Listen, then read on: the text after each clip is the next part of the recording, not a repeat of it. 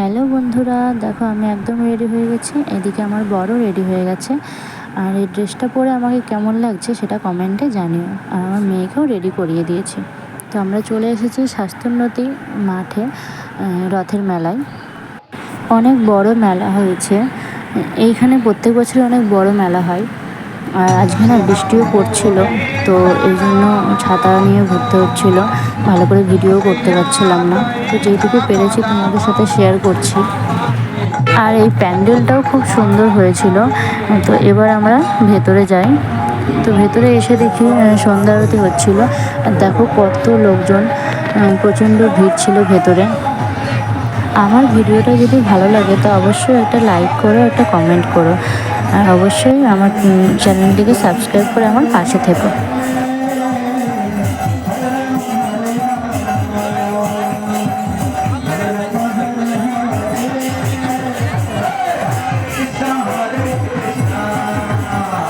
যতটুকু পারছি তোমাদেরকে দেখানোর চেষ্টা করছি। দেখো বাইরের রথটা।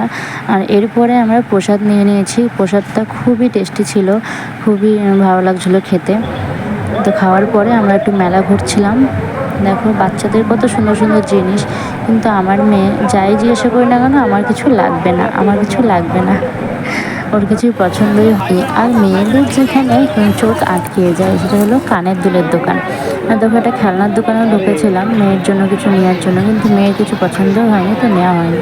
তো ওখান থেকে বেরিয়ে আমরা চলে আসলাম আর একটা মেলায়। এটা হলো হ্যাপি ক্লাব মাঠের মেলায়, রানাঘাটে। তো এইখান থেকে আমরা অনেক কিছু খাওয়া দাওয়া করি এবং মেয়ের জন্য একটা পাখা কিনি। তো তারপরে বাড়ি চলে আসি। তো আজকের ব্লগটা আমি এখানেই শেষ করলাম। দেখা হবে আগামীকাল আবার একটা নতুন ব্লগে। Tata, good night.